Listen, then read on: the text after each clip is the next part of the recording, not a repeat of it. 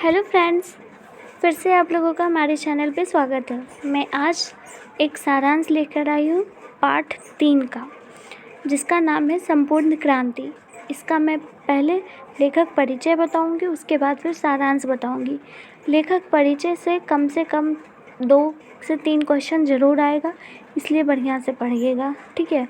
और सारांश से तो आप लोगों को पता है कि 5 मार्क्स का आता है। तो लाइन बाय लाइन हम लोग सारांश भी देखेंगे और लेखक परिचय भी देखेंगे, और आप लोग कॉपी में ज़रूर लिखिएगा इसे। चलिए मैं शुरू करती हूँ। संपूर्ण क्रांति के लेखक कौन है? जयप्रकाश नारायण। कौन है? जयप्रकाश नारायण। सबसे पहली और महत्वपूर्ण बात कि संपूर्ण क्रांति एक भाषण है। क्या है? एक भाषण है, ठीक है। अब देखिए, ये भाषण कब दी गई है? तो 5 जून 1974 को दी गई है। पटना में गांधी मैदान में दी गई है। पटना के गांधी मैदान में दी गई है। जयप्रकाश नारायण जी का जन्म कब हुआ? 11 अक्टूबर 1902 को। 11 अक्टूबर 1902 को। जयप्रकाश नारायण का निधन कब हुआ? 8 अक्टूबर 1979। यस, 8 अक्टूबर 1979। आप लोग भी रिपीट कीजिए, संपूर्ण क्रांति जयप्रकाश नारायण, संपूर्ण क्रांति जयप्रकाश नारायण, तुरंत याद हो जाएगा, ठीक है। कोई घबराने वाली बात नहीं है। आगे देखते हैं। आगे देखिए, जयप्रकाश नारायण का जन्म स्थान कहाँ था? मतलब कि उनका जन्म कहाँ हुआ था? सिताब दियारा गांव में हुआ था, ठीक है। सिताब दियारा में हुआ था। जयप्रकाश नारायण के माता का नाम फूल रानी था। क्या था? फूल रानी। जयप्रकाश नारायण के पिता का नाम हर्षु दयाल। जो लोग ये सोच रहे हैं कि माता पिता का थोड़ी ना पूछा जाएगा, तो नहीं, आप लोग गलत सोच रहे हैं। माता का भी नाम पूछा जाता है, पिता का भी नाम पूछा जाता है, ठीक है। कोई सा भी क्वेश्चन आप लोगों को एग्ज़ाम में आ जाएगा, इसलिए किसी को छोड़ना नहीं है। 90 नंबर लाना है ना हिंदी में, 90 प्लस, 95 प्लस। तो पढ़ लीजिए, सारा पढ़िए। देखो, यहाँ पे मैं कुछ बता रही हूँ। शिक्षा आरंभ घर पर ही उन्होंने की थी। आगे की शिक्षा के लिए पटना गए थे वो। फिर 1922 में शिक्षा प्राप्ति के लिए अमेरिका गए वो। माँ के अवस्था के कारण पीएचडी नहीं कर पाए वो। माँ की तबीयत खराब रहती थी, इस कारण वो पीएचडी नहीं कर पाए। कौन? जयप्रकाश नारायण। देखिए, उनकी कुछ रचनाएं हैं। जयप्रकाश नारायण जी की कुछ रचनाएं हैं, महत्वपूर्ण है। एक चिड़िया और एक चिड़ी की कहानी। चिड़िया बोल दी है। एक चीड़ा और एक चिड़ी की कहानी। विफल वो किस चीज़ में रहे? तो शोध की मंजिलें। संपूर्ण क्रांति एक तो है ही जो पढ़ रहे हैं हम लोग, ठीक है।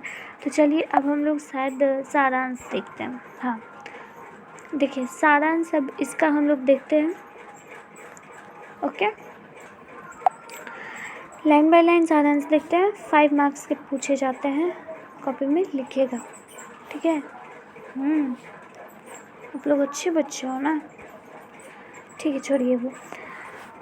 प्रस्तुत पाठ में लोकनायक जयप्रकाश नारायण द्वारा दिए गए ऐतिहासिक भाषण का एक अंग है, जिसे उन्होंने 5 जून 1974 को पटना के गांधी मैदान में दी थी, ठीक है। पटना के गांधी मैदान में उन्होंने दिया था। संपूर्ण भारत स्वतंत्र पुस्तिका के रूप में जन्म मुक्ति पटना में प्रकाशित है। भाषण को सुनने के लिए लाखों की संख्या में लोग पूरे प्रदेश से आए थे, जिसमें युवाओं का बोलबाला था। नारायण जी कहते हैं कि अगर दिनकर जी और रामवृक्ष बेनीपुरी जी होते तो उनकी कविता भारत के नव निर्माण के लिए क्रांति का कार्य करता, लेकिन वह आज हमारे बीच नहीं है। देखिए, ये एक भाषण है, और मैं आप लोगों को यहाँ पे ये बताना चाहूँगी कि भाषण तो समरी में नहीं आता है, सारांश में नहीं आता है, पर एक आइडिया होना चाहिए कि हाँ, इसे कहाँ से लिखा जा सकता है। तो मेरे ख्याल से संपूर्ण क्रांति का शायद नहीं ही आएगा, लेकिन फिर भी आप लोगों को देखना है। इसका लेखक परिचय अवश्य देखिएगा आप लोग, ठीक है। देखिए, जयप्रकाश नारायण जी ने भाषण दिया था, ऐतिहासिक भाषण दिया था। लोकनायक थे जयप्रकाश नारायण। उन्होंने पटना के गांधी मैदान में दिया था 5 जून 1974 को, ठीक है। ये जो है बस एक हिस्सा लिया गया है, एक अंग है, जो पूरा सारांश मतलब कि पूरा जो लिए है ना, वो भाषण दिए हैं, उसका सिर्फ एक छोटा सा अंग है ये। तो वो कहते हैं संपूर्ण क्रांति में पटना में कि भारत को सुनने के लिए इस भाषण को जो जयप्रकाश नारायण जी दे रहे थे, उस भाषण को सुनने के लिए लोग पूरे प्रदेश से भी आए थे। बहुत लाखों की भीड़ लगी थी, जिसमें युवाओं का बोलबाला था। नारायण जी कहते हैं कि अगर दिनकर जी और राम वृक्ष बेनीपुरी जी होते तो उनकी कविता भारत के नव निर्माण के लिए क्रांति का कार्य करता, लेकिन वह आज हमारे बीच नहीं है। जयप्रकाश नारायण जो है वो याद करते हैं दिनकर जी को, बेनीपुरी को, इन सबको याद करते हैं, पर वो आज नहीं है जीवित। जयप्रकाश नारायण जी कहते हैं कि यह हमारी जिम्मेवारी मैंने मांग के नहीं लिया, मुझे यह जिम्मेदारी युवा पीढ़ी द्वारा सौंपी गई है। वह कहते हैं कि मैं नाम का नेता नहीं बनूंगा, मैं सबकी बात सुनूंगा, लेकिन अंतिम फैसला मेरा होगा। नारायण जी कहते हैं कि आज मैं बना हूँ, आज मैं आप सबके सामने भाषण दे रहा हूँ, आज आप लोगों ने मुझे चुना है, इतनी बड़ी जिम्मेदारी सौंपी है, तो मैं खुद से नहीं, अपनी मेहनत से नहीं, बल्कि युवाओं की मेहनत से, युवाओं ने मुझे चुना है। और मैं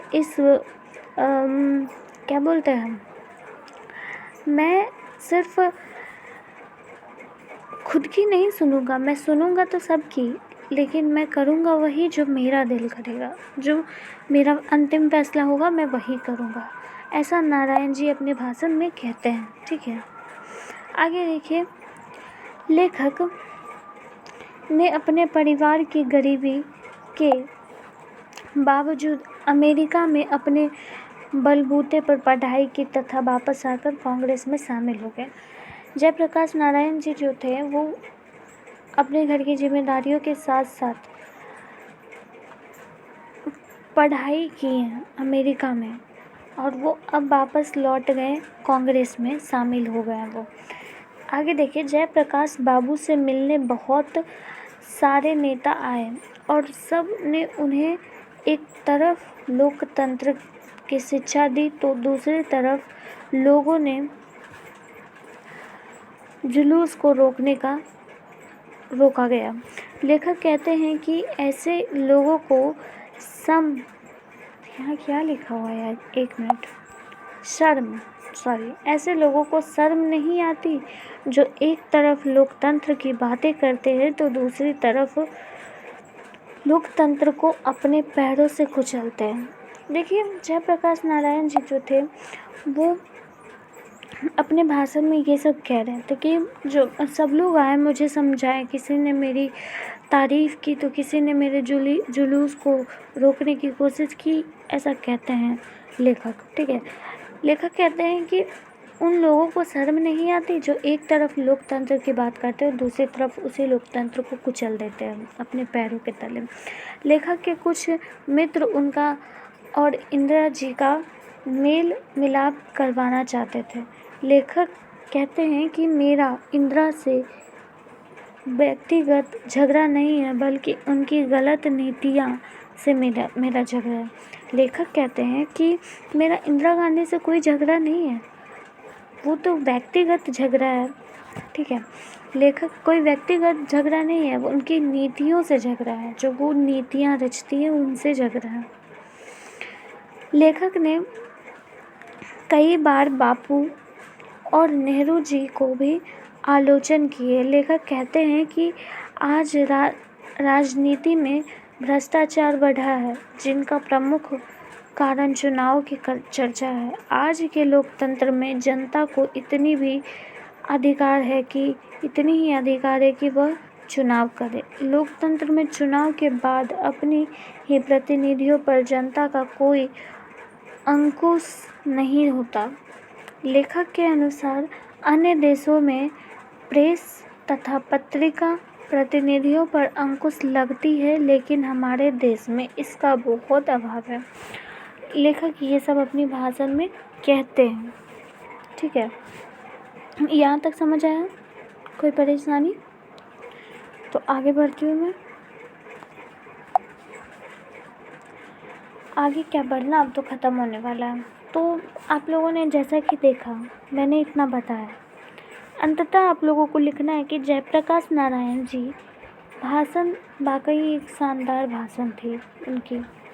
जयप्रकाश नारायण जी ने एक वाकई शानदार भाषण दी।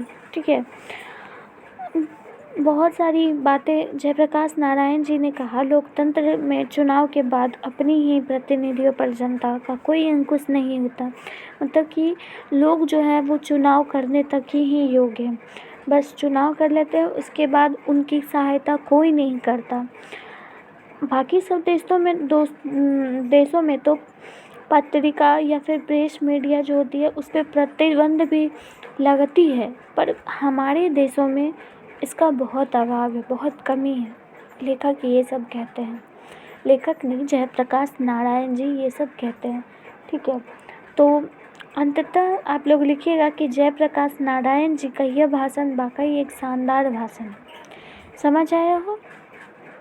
समझ तो आ ही गया होगा।